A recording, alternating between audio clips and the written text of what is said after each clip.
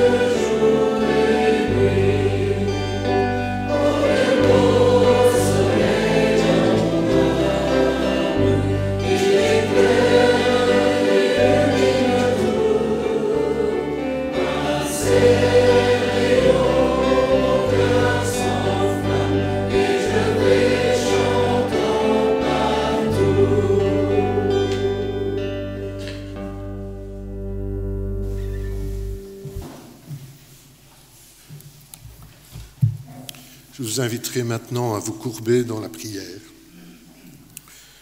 En effet, Seigneur notre Dieu, nous voulons te louer, te bénir pour ta présence dans nos vies, parce que un jour tu t'es révélé à nous et nous sommes passés des ténèbres à ta vive lumière. Nous voulons te remercier pour tant d'amour à notre égard et te demander de recevoir la louange de nos cœurs.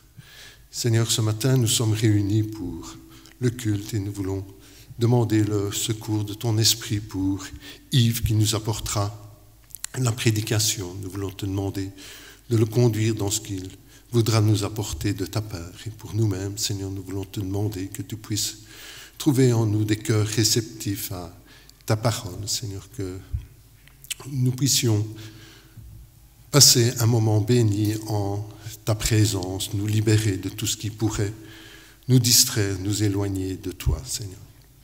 Seigneur, nous voulons te remercier pour cette liberté qui est la nôtre de pouvoir nous réunir librement, Seigneur. Mais nous voulons nous souvenir que certains de nos frères et sœurs n'ont pas cette liberté.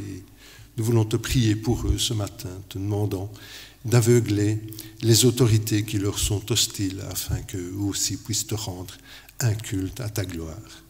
Nous voulons nous souvenir de nos frères et sœurs âgés, malades, qui autrefois se réunissaient avec nous, Seigneur. Et ils en sont empêchés maintenant par le grand âge ou par la maladie. Nous te demandons ta bénédiction sur chacun d'eux, Seigneur. Te prions aussi pour tous tes serviteurs qui, à travers le monde, vont se lever pour apporter ta parole à ton Église, Seigneur. Nous te demandons de bénir ta parole pour chacun de nos frères et sœurs à travers le monde.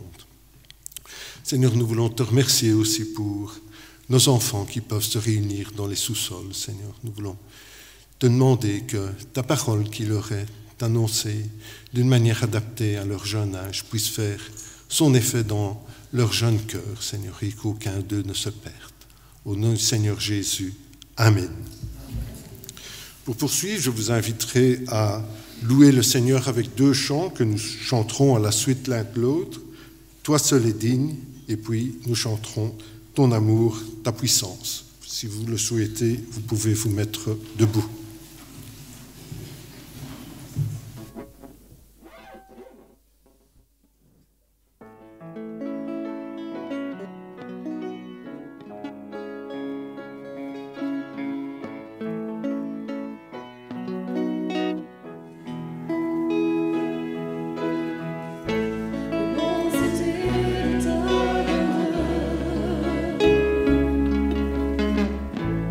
Notre cœur, je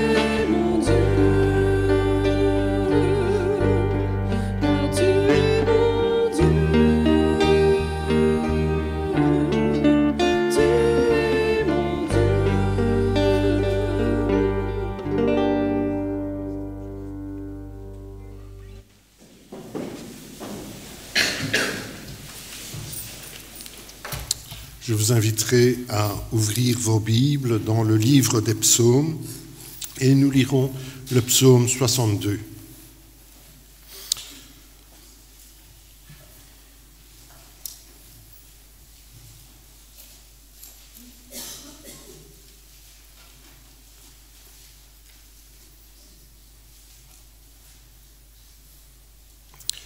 Psaume de David. Oui, c'est en Dieu que mon âme se confie, de lui vient mon salut. Oui, c'est lui qui est mon rocher et mon salut, ma haute retraite, je ne chancellerai guère.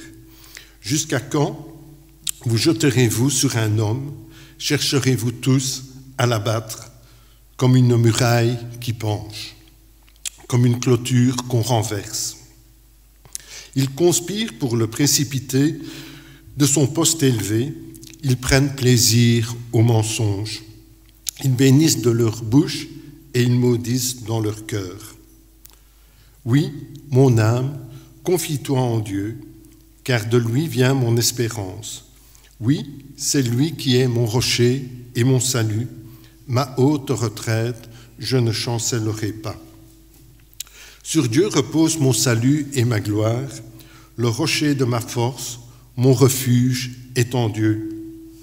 En tout temps, peuple, confiez-vous en lui, répandez vos cœurs en sa présence. Dieu est notre refuge. Oui, vanité, les fils de l'homme, mensonge, les fils de l'homme. Dans une balance, ils monteraient tous ensemble, plus légers qu'un souffle. Ne vous confiez pas dans la violence et ne mettez pas un vain espoir dans la rapine. Quand les richesses s'accroissent, n'y attachez pas votre cœur. Dieu a parlé une fois, 2 fois, j'ai entendu ceci, c'est que la force est en Dieu. À toi aussi, Seigneur, la bonté, car tu rends à chacun selon ses œuvres. Avec ce psaume, David avait compris que son salut était en Dieu. Et il nous invite à toujours agir avec douceur et à placer toute notre confiance en Dieu plutôt que dans les sécurités humaines. Pour poursuivre notre culte, je vous inviterai à chanter le chant « Dieu Tout-Puissant ». Je vous invite à vous mettre debout si vous le pouvez.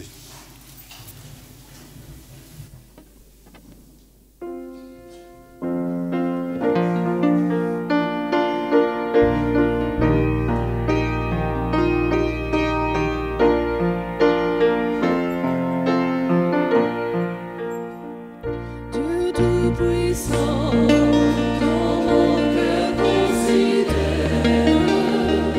tout l'univers et par son pouvoir, le ciel d'azur, les éclairs de tonnerre, le clair matin, les ombres du soir. De tout mon être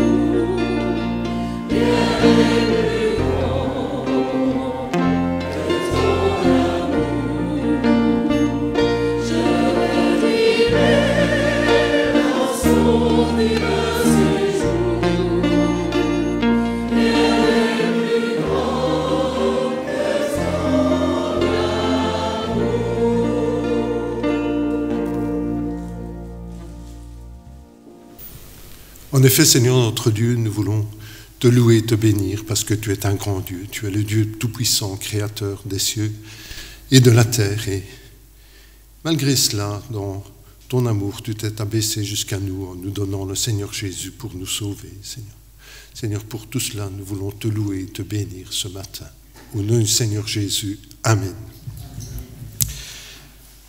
Avant d'entendre la prédication qui nous sera apportée ce matin par notre pasteur, je vous invite à louer le Seigneur avec le chant « Ô Jésus, mon Sauveur ».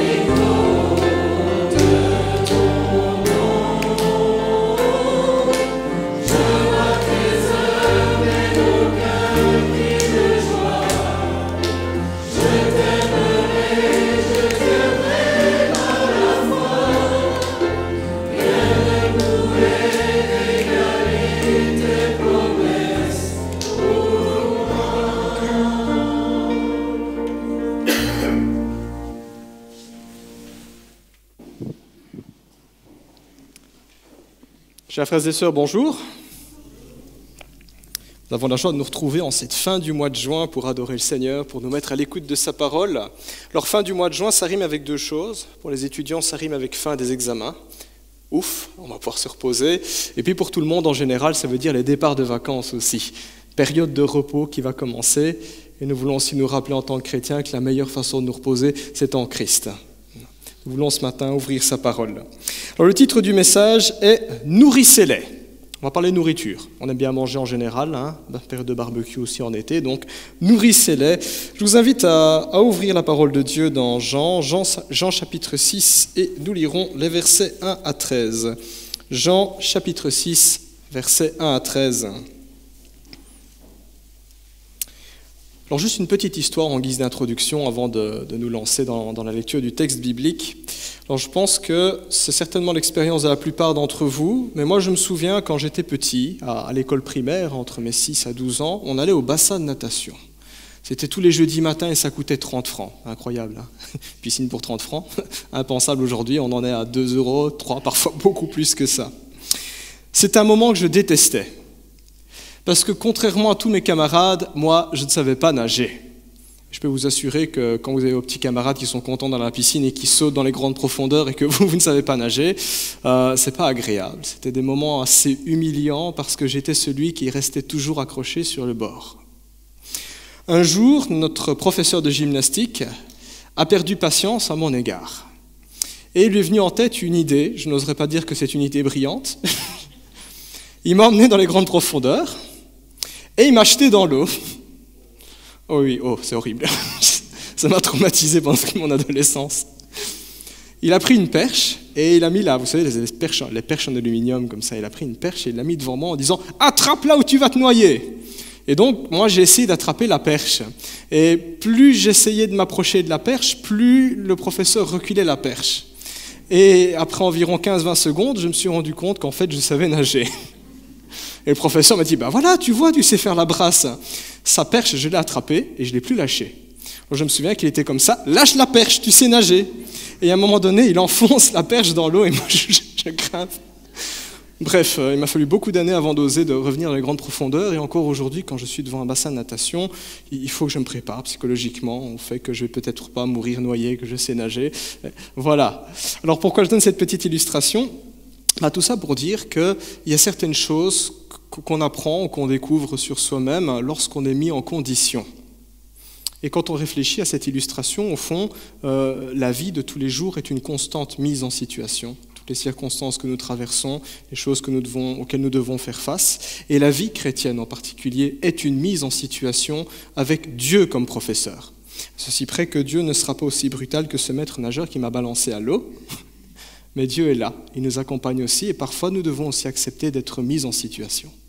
Dans le passage que nous allons lire dans quelques instants, les disciples de Jésus, les premiers chrétiens oserais-je dire, ont été mis en situation d'une manière vraiment assez déconcertante, assez déstabilisante pour eux. Et ce passage nous invite à redécouvrir cet épisode et aussi à tirer des leçons pour nous-mêmes, pour notre vie de tous les jours et dans notre marche avec Dieu. Je vous invite à lire le texte, Jean chapitre 6, et les 13 premiers versets. Nous lisons « Après cela, Jésus s'en alla de l'autre côté du lac de Galilée, ou lac de Tibériade. Une grande foule le suivait parce que les gens voyaient les signes miraculeux qu'il faisait sur les malades. Jésus monta sur la montagne et là, il s'assit avec ses disciples. Or, la Pâque, la fête juive, était proche. Jésus leva les yeux et vit une grande foule venir vers lui. Il dit à Philippe, « Où achèterons-nous des pains pour que ces gens aient à manger ?» Jésus disait cela pour le mettre à l'épreuve, car lui-même savait ce qu'il allait faire. Philippe lui répondit, « Les pains qu'on aurait pour 200 pièces d'argent ne suffiraient pas pour que chacun en reçoive un peu. » Un de ses disciples, André, le frère de Simon-Pierre, lui dit, « Il y a ici un jeune garçon qui a 5 pains d'orge et 2 poissons, mais qu'est-ce que cela pour tant de monde ?» Jésus dit, « Faites asseoir les gens. » Il y avait beaucoup d'herbe à cet endroit. Ils s'assirent donc au nombre d'environ 5000 hommes. Jésus prit les pains, remercia Dieu, et les distribua aux disciples qui les donnèrent à ceux qui étaient là. Il leur distribua de même des poissons, autant qu'ils en voulurent.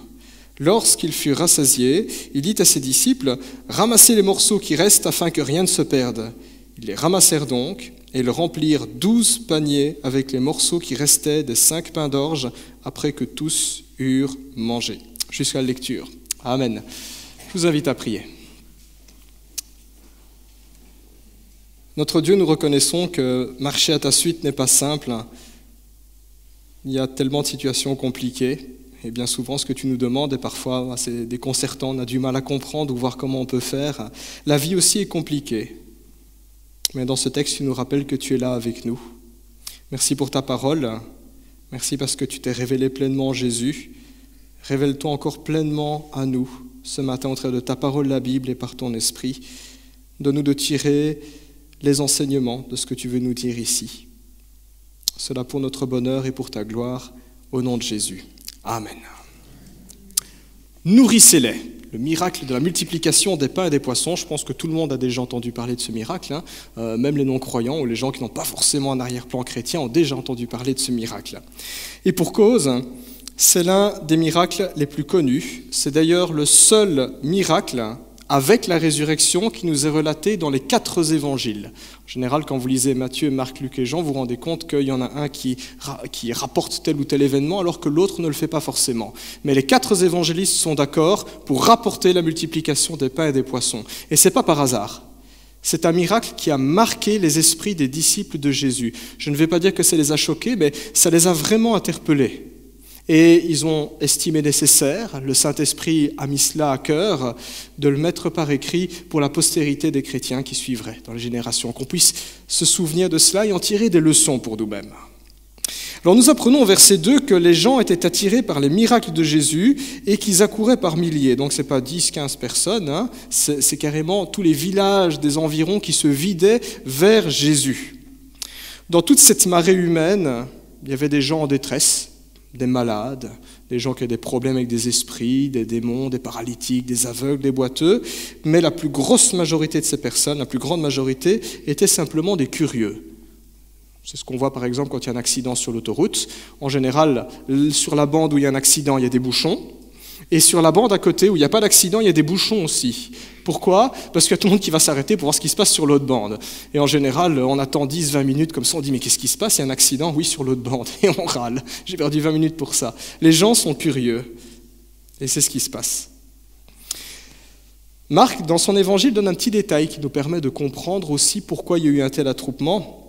Marc nous dit que peu avant ce miracle, avant d'avoir multiplié la nourriture, Jésus avait envoyé ses disciples 2 par 2 dans tous les villages où lui-même avait prévu de se rendre. Vous avez le détail de cette mission en Marc chapitre 6, verset 12.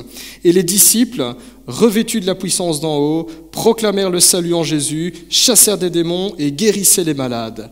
Toute la région avait donc entendu parler de ce fameux Jésus, au nom de qui de tels signes, de tels miracles et de tels prodiges sont possibles. Alors quand les gens ont compris que Jésus était tout près, qu'il était de passage, ils se sont dit « on va aller voir ». On a juste vu les disciples à l'œuvre au nom de Jésus, qu'est-ce que ça doit être alors Jésus lui-même en personne à l'œuvre. Tout le monde y va.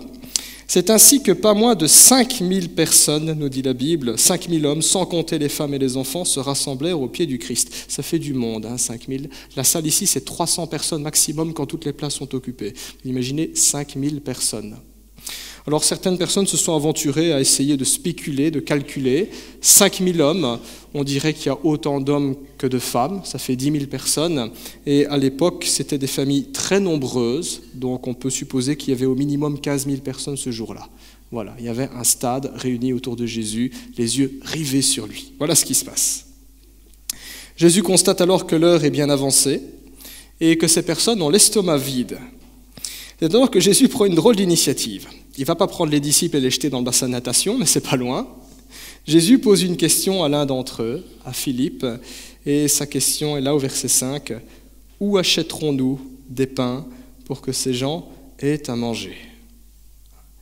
En cette période de fin d'examen, où ce genre de questions, ça pue l'interro-surprise. Voilà. Jésus-Christ présente un examen à ses disciples, et le verset 6 nous dit d'ailleurs que Jésus voulait tester ses disciples. Il y a un examen ici. Je ne sais pas comment j'aurais réagi à la place des disciples. J'aurais peut-être posé « Jésus, tu ne veux pas les renvoyer chez eux ?» Pardon, Jésus dit « Voilà, qu'est-ce qu'on fait? Qu'est-ce qu'on prépare? Qu'est-ce qu'il y a dans les armoires, dans les sacs ?» Alors il faut bien comprendre ici que Jésus ne voulait pas piéger ses disciples. Jésus n'est pas du genre à essayer de nous prendre en tort, nous prendre à défaut, nous faire trébucher, nous casser, nous décourager, nous faire sentir nuls. Ce n'est pas du tout la démarche de Dieu. Jésus met à l'épreuve ses disciples comme le ferait un bon professeur vis-à-vis de ses élèves. Il les a préparés avant. En général, avant d'avoir des examens, vous avez eu cours. Si un jour vous avez des examens sans avoir cours, c'est qu'il y a un problème, c'est que le professeur a envie de vous saquer. Ce n'est pas comme ça que Jésus fonctionne, c'est un bon professeur. Il met ses élèves, il met ses disciples en situation pour qu'ils mettent en pratique tout simplement ce qu'ils ont appris précédemment. Les disciples avaient d'ailleurs été aux premières loges pour apprendre, toujours au pied du maître, pour écouter ses paroles, toujours à ses côtés pour observer ce que Jésus faisait. Et ils avaient même participé en allant prêcher et en ayant opéré des miracles dans tous les villages environnants. Donc pas du tout pris au dépourvu, c'est vraiment progressif. Dans ce passage se dessine tout simplement la pédagogie de Dieu, c'est-à-dire la manière dont Dieu nous apprend. D'ailleurs, le mot pédagogie en grec fait référence à l'esclave qui prend un enfant par la main pour le conduire à l'école.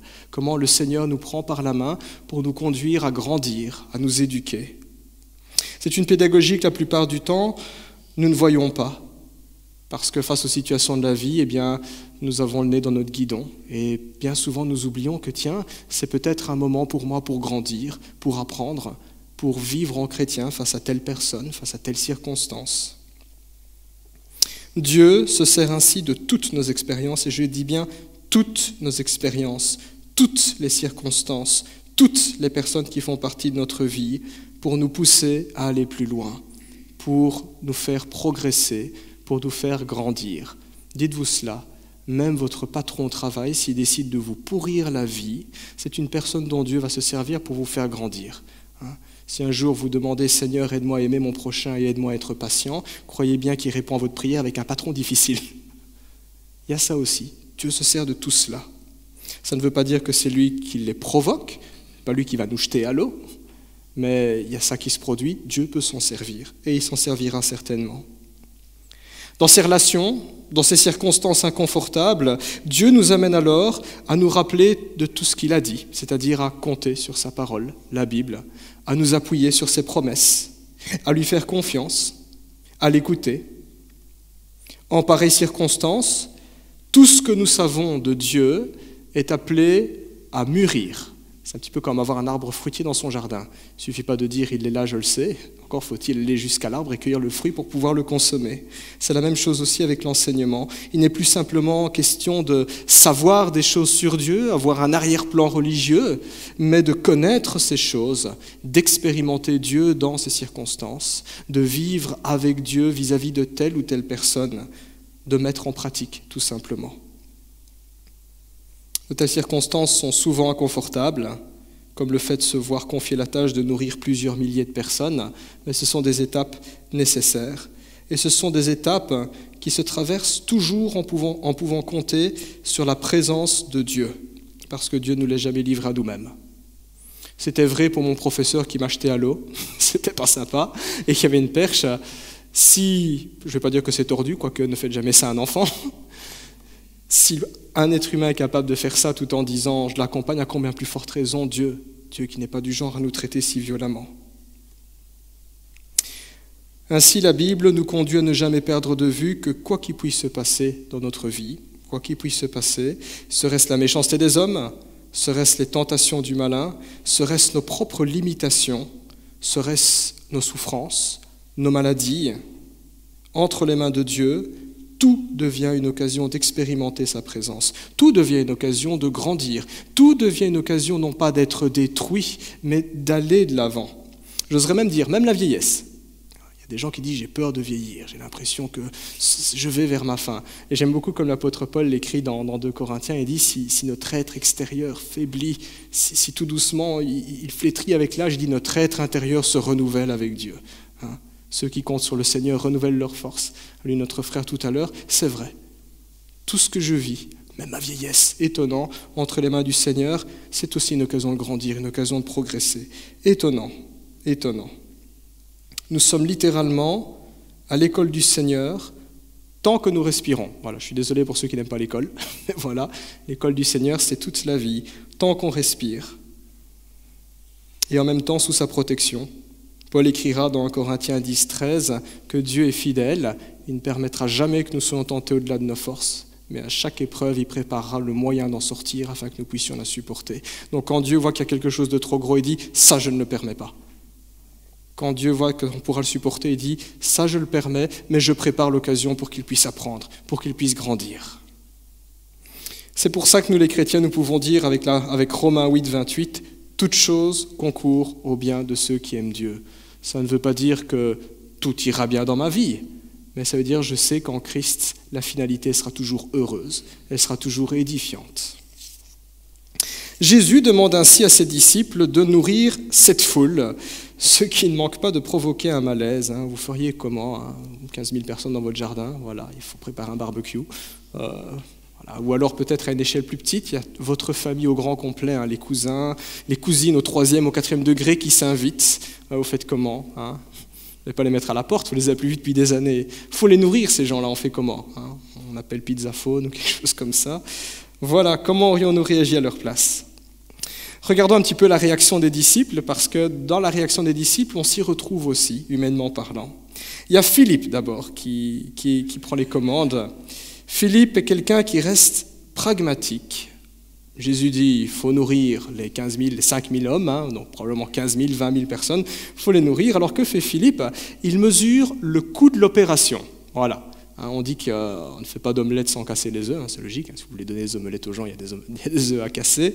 Voilà, lui, il pense argent, il mesure le coût de l'opération et il répond tout simplement à Jésus que même avec l'équivalent d'un salaire de plus de 6 mois de travail, 200 deniers, il n'y aurait pas assez pour acheter de la nourriture pour tout le monde. En outre, on peut supposer que les boulangeries du coin étaient fermées à cette heure-là, pour autant qu'elles aient été capables de répondre à la demande dans les temps. Pas assez d'argent, pas assez de temps, pas assez de moyens, tout simplement. Donc l'équation est toute faite. Ce projet, cette demande n'est pas réalisable. Quelqu'un de très pragmatique ici. André, lui, a une toute autre approche face à la question qui est posée. Il passe à l'action. Il n'est pas en train de calculer, il n'est pas en train de compter, de planifier. Il n'est pas en train de dire est-ce que nous avons suffisamment de main-d'œuvre, suffisamment de matériel, suffisamment d'argent, est-ce qu'on a la bonne procédure. Non. Lui, il passe à l'action. Il ne réfléchit pas. Il procède à l'inventaire de la nourriture disponible. On ne sait jamais, sur ces 15 000, 20 000 personnes réunies, il y aurait peut-être 100 ou 200 qui auraient pris une boîte à tartines et une gourde avec eux. On pourrait rassembler tout ça et partager. Une croûte chacun. C'est déjà ça, c'est mieux que rien. Malheureusement pour André, il n'y a qu'un enfant qui a 5 pains et 2 poissons. Ok, il les prend quand même et il les amène à Jésus. Et au verset 9, il tire le constat, qu'est-ce que cela pour tant de monde ? Sans blague, qu'est-ce qu'on fait avec ça ? Et d'une certaine manière, l'attitude des disciples reflète aussi notre propre attitude. On s'y retrouve aussi par rapport à eux dans les circonstances auxquelles on doit faire face. Nous aussi, nous analysons les situations de manière à pouvoir tout quantifier, tout prévoir, tout contrôler, tout rendre prévisible. C'est même ce qu'on fait dans le management quand on gère une entreprise. Tout doit être mesurable, contrôlable au centre près. On doit savoir qui fait quoi, comment, quelle procédure et prévoir tous les possibles et les imaginables. Et si dans notre raisonnement, tout n'est pas quantifiable, tout n'est pas prévisible, tout n'est pas contrôlable, nous déclarons que la situation est sans issue. Malheureusement pour les disciples, ils n'ont pas le luxe de pouvoir dire à Jésus, c'est sans issue, on annule le projet parce que c'est un ordre. Jésus a l'intention de nourrir la foule et il le demande à ses disciples. Et les disciples se retrouvent limités avec leurs moyens humains. Ils n'ont pas les moyens, ils n'ont pas la technique pour le faire, ils n'ont pas l'argent, ils n'ont pas le temps, ils n'ont pas les matériaux pour le faire. D'une certaine manière, le Christ veut amener ses disciples à comprendre une chose, et cette chose est qu'ils doivent apprendre à s'appuyer sur Dieu. Il y a ce que les disciples peuvent faire et il y a ce que Dieu seul peut faire. Et pour que ça marche, nous devons apprendre à faire notre part et faire confiance au Seigneur qui pourvoira. Parce qu'il se trouve que si nos ressources sont limitées, Dieu, lui, n'est pas limité. Il est illimité. Il a énormément de ressources. Et Jésus-Christ avait même déjà prévu ce qu'il allait faire. C'est ce qu'on lit à la fin du verset 6, que Jésus pose la question pour tester ses disciples, car lui-même savait ce qu'il allait faire. Jésus avait guéri des malades, chassé des démons, il avait même ressuscité des morts, il faut le faire ça. C'était certainement pas une question de sandwich qui allait lui poser un problème. C'était vraiment une question secondaire. Il fit alors asseoir les gens, il prit les pains et les poissons, il remercia Dieu, c'est la prière traditionnelle juive avant de manger, et puis il distribua la nourriture à ses disciples pour qu'ils le donnent à la foule. Je ne sais pas comment la scène a dû se passer, est-ce que Jésus a pris les pains, il a dit voilà 1 pain, 2 pains, 3 pains, 4 pains, 5 pains, jusque-là tout va bien, 6 pains, 7 pains, jusqu'à 5 000, 10 000 pains. Ou alors est-ce que Jésus a tout mis dans un panier, il a mis un essuie et hop là, il y avait tout plein, on ne sait pas. Mais il y a eu une multiplication en tout cas et les disciples ont dû être les premiers à être bluffés de voir ça. Chaque personne dans cette foule mangea autant de pain qu'elle en voulait. Ils avaient l'estomac vide, je ne pense pas que c'est un pain qu'ils ont mangé. Je ne pense pas que c'est un poisson. Et la Bible insiste, tout le monde a mangé à sa faim ce jour-là. Une fois que tout le monde fut rassasié, Jésus demanda encore à ses disciples de circuler dans les rangs pour voir s'il y avait de la nourriture qui traînait. Parce que pour Jésus, hors de question de gaspiller. Alors il y a certains chrétiens qui disent, bien voilà, le miracle des pains et des poissons a pour but de nous enseigner que c'est pas bien de gaspiller la nourriture et donc on va demander à nos enfants de finir leur assiette. Je ne pense pas que ce soit la leçon principale de ce texte-là, mais il y a quand même une part de vrai qui est là. Toute bénédiction que Dieu accorde doit être partagée afin de faire profiter le plus grand nombre possible. Car plus la bénédiction est répandue, plus le Seigneur est glorifié aussi. Donc on peut tirer cette leçon, c'est vrai. Et d'une certaine manière, on peut aussi y penser en considérant toutes les bénédictions que nous avons. Si Dieu nous bénit, si nous avons par exemple une maison, un mur, un toit, si nous sommes en bonne santé, ça aussi c'est une bénédiction. Parfois on se dit, on oublie ceux qui ont la santé. Si vous n'êtes pas convaincu que c'est une bénédiction, allez visiter les malades. Ça fera plaisir aux malades, mais vous vous rendrez compte que c'est quand même bien d'être en bonne santé. Si vous êtes en bonne santé, si vous avez des moyens financiers, eh bien toutes ces bénédictions de Dieu sont faites pour que nous puissions en jouir, bien sûr. L'Écriture nous dit que toute chose nous vient de Dieu pour qu'on puisse en profiter, bien sûr, pour nous faire plaisir à ceux que nous aimons, mais aussi à faire du bien à ceux qui ne seraient pas aussi bien nantis que nous. Si Dieu m'a donné une belle maison, que j'ai embellie et que je suis content de ma maison, je peux en faire profiter d'autres en offrant l'hospitalité, en invitant un tel à manger, par exemple. Si j'ai une piscine dans mon jardin, je peux faire profiter les voisins, par exemple, ou le voisin peut m'en faire profiter. Si j'ai une voiture, 2 voitures, 3 voitures, parce que maintenant c'est étonnant le nombre de voitures qu'il y a par foyer, c'est peut-être pour aider aussi ceux et celles qui en auraient besoin dans ma famille, dans mes proches, dans mon voisinage, dans mon église, par exemple. Plein d'opportunités pour être en bénédiction. En fait, chaque fois que nous gardons la bénédiction pour nous-mêmes, c'est comme si nous mettions un mur à un flot qui essaie de se répandre. Je l'arrête là. C'est manquer une belle opportunité d'exprimer notre foi et c'est manquer aussi une belle opportunité de goûter à beaucoup de joie, parce que l'Écriture dit qu'il y a plus de joie à donner qu'à recevoir. Et ceux qui donnent, ceux qui servent, ceux qui aident le savent. Ça fait plaisir, c'est indescriptible. Mais bon, revenons à notre texte. Rappelons-nous que le miracle, multiplication des pains et des poissons, devait servir de leçon pour les disciples. C'est pour les disciples que Jésus a fait ce miracle. C'est pas pour la foule, c'était pour les disciples. Au début, les disciples étaient perplexes devant la tâche à accomplir, et à présent, ils arpentaient des rues avec des personnes repues. Ils avaient la didine, avec la peau de la didine qui était tendue, plus fin, plus rien du tout. Par-ci, par-là, les disciples ramassaient de temps en temps un morceau de pain dont personne ne voulait, et peut-être qu'avec leur panier, il y avait des gens qui se disaient « j'en ai pris trop », et ils jetaient dans le panier, là. Ce fut le pique-nique le plus extraordinaire de toute leur vie. Ils n'avaient jamais vu ça, jamais vu ça. Les disciples participèrent à cet événement, non pas en tant que spectateurs, mais en tant qu'acteurs, en tant que disciples dont le maître se servit pour partager la bénédiction. Ce sont les disciples qui ont fait asseoir les gens, ce sont les disciples qui ont fait les rangs, je ne sais pas si c'était des rangs de 50, 200, je n'en sais rien du tout, ce sont les disciples qui ont amené les paniers avec la nourriture. Jésus voulait se servir d'eux, les rendre participants à ce miracle. Ainsi, il y a une leçon qui est très importante pour nous, une leçon qui est beaucoup plus importante que partager la nourriture. Cette leçon est que Jésus est celui qui peut parfaitement combler tous nos besoins. Aussi bien les besoins de notre corps que les besoins de notre âme aussi. Jésus peut combler tous nos besoins, au-delà de tout ce que nous pensons, au-delà de tout ce que nous imaginons. Toutes les personnes dans les évangiles qui ont croisé Jésus ont été surprises. Il y a même eu des résurrections, c'est pour vous dire. Christ peut pleinement nous satisfaire. Rien ne lui est impossible. Rien ne lui est impossible dès lors que nous nous mettons à sa disposition. Dès lors que nous laissons le Seigneur agir.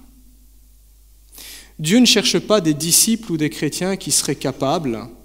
Il ne cherche pas des gens particulièrement riches, particulièrement intelligents, particulièrement forts, beaux, rapides ou tout ce qu'on veut. Dieu cherche des personnes qui sont dévouées. Ça, c'est ce qu'on peut voir.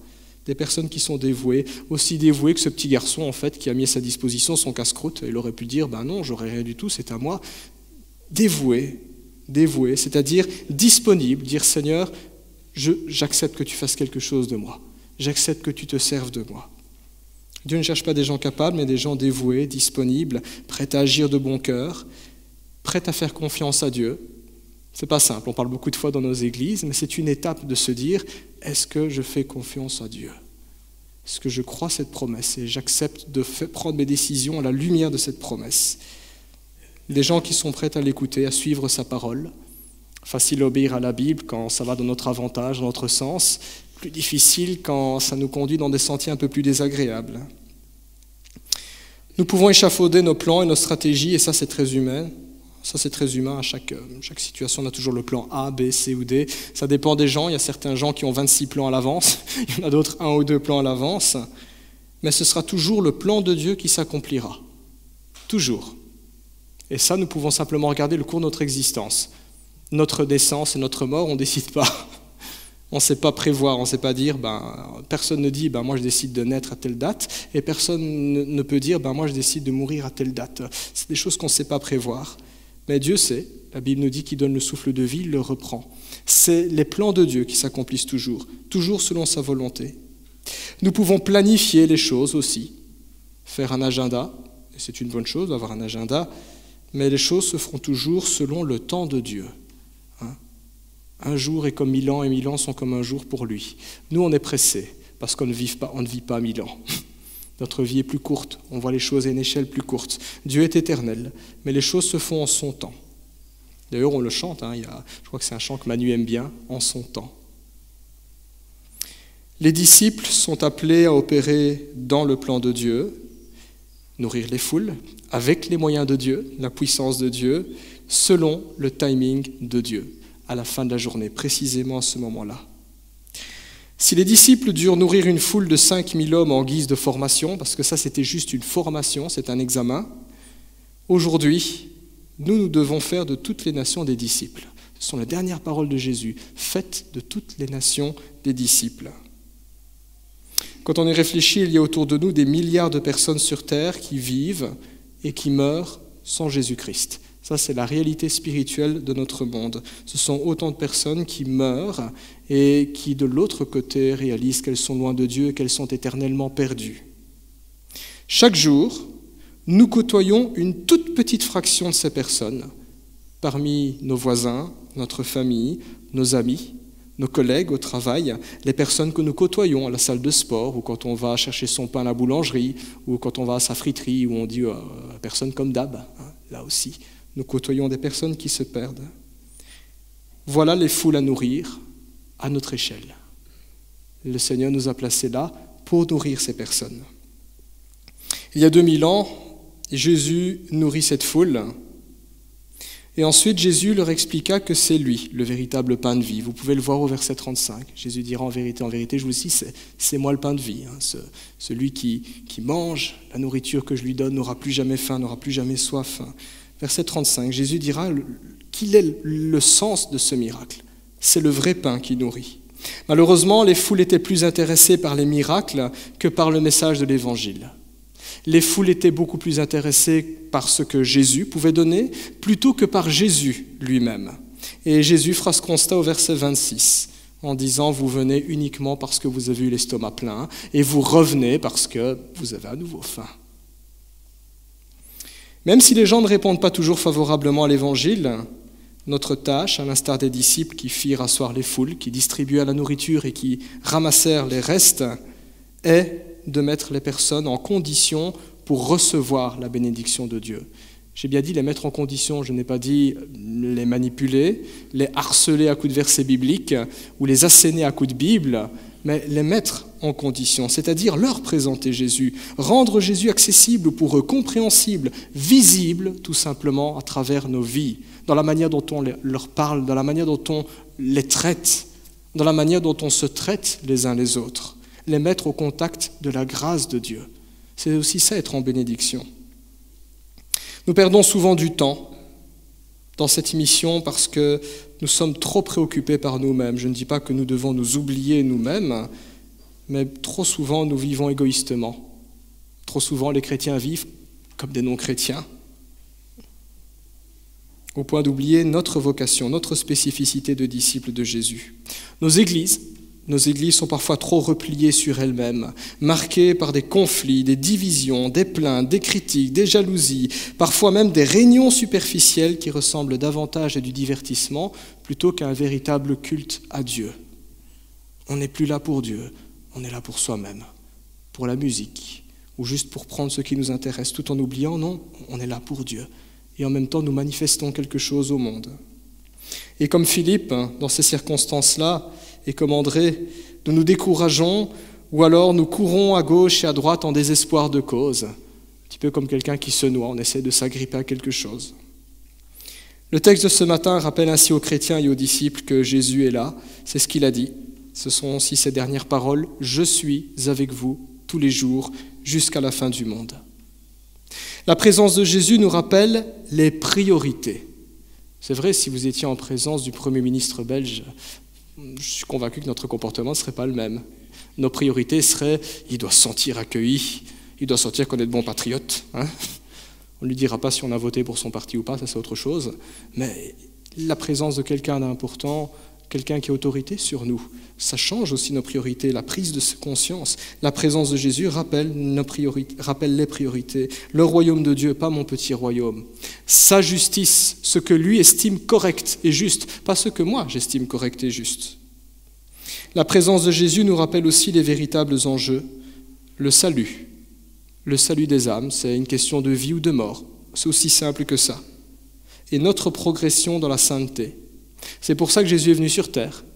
Le Fils de l'homme est venu chercher et sauver ce qui était perdu. La présence de Jésus nous rappelle les véritables enjeux. La présence de Jésus nous rappelle que nous trouvons en lui tout ce qui est nécessaire. Le Christ a dit « Tout pouvoir m'est été confié dans le ciel et sur la terre ». Et notre Seigneur Jésus-Christ, aujourd'hui, ici, maintenant, à l'instant même où je parle, notre Seigneur Jésus-Christ est infiniment plus glorieux que ce jour où il multiplia 5 pains et 2 poissons. Parce qu'entre-temps, il est mort, il est ressuscité, il est remonté dans les lieux célestes, il s'est assis à la droite de Dieu où il est infiniment exalté, infiniment plus glorieux que ce jour où il a multiplié les 5 pains et les 2 poissons. C'est notre Seigneur Jésus-Christ. Pensons à cela si nous avons un ministère dans l'Église. Pensons à cela si nous avons des difficultés avec quelqu'un.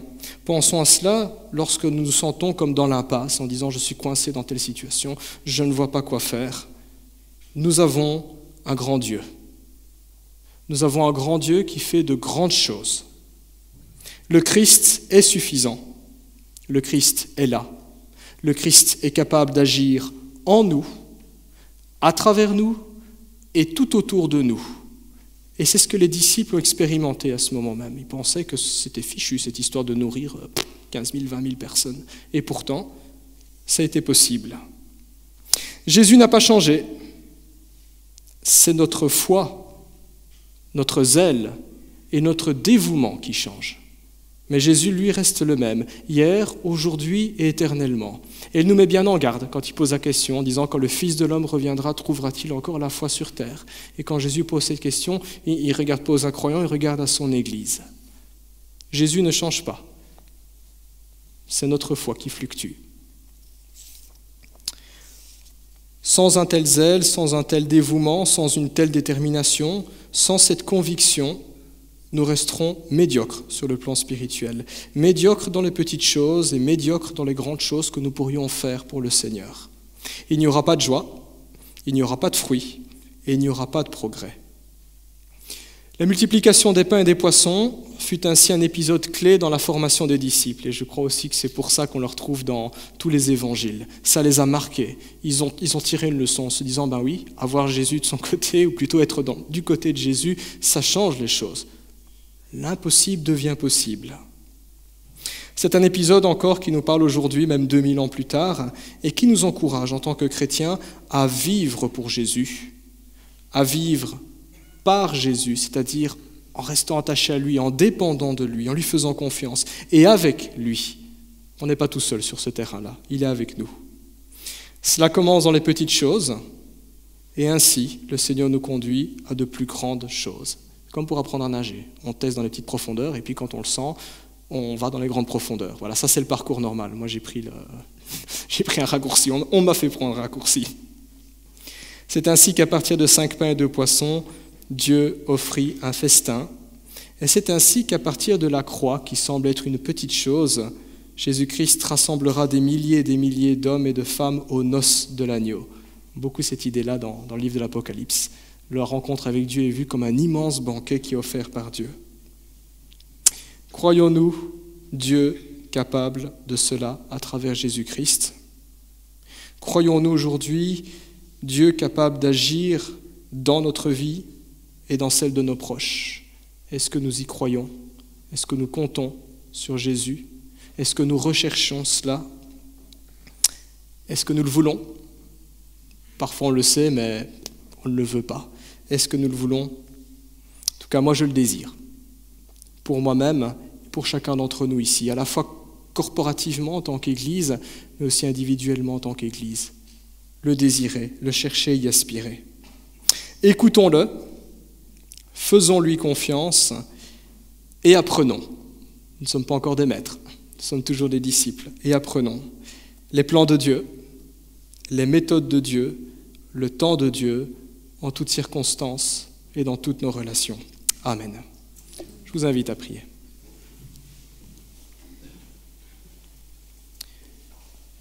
Te rendons grâce pour ta parole, la Bible, Seigneur. Nous reconnaissons que ce que tu as fait il y a 2000 ans, ce jour devant ces milliers de personnes, est extraordinaire, et combien au travers de cet événement, tu nous parles encore, Seigneur, de nos propres circonstances, de nos propres difficultés, de nos propres limites. Nous voulons, Seigneur, considérer que toi, tu es sans limite, que toi, Seigneur, tu n'es jamais pris au dépourvu.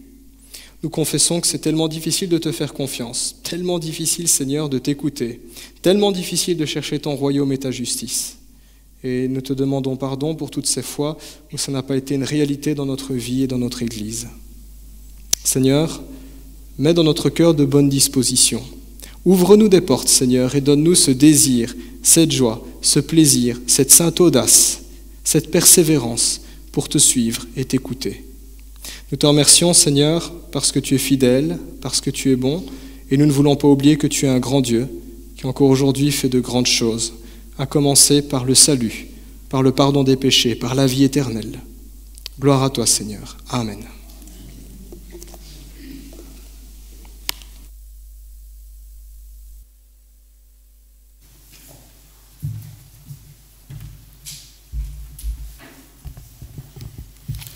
Merci Yves pour ce message que tu nous as apporté de la part du Seigneur, que cette parole puisse trouver en nos cœurs une terre favorable et porter du fruit pour la gloire de notre Dieu.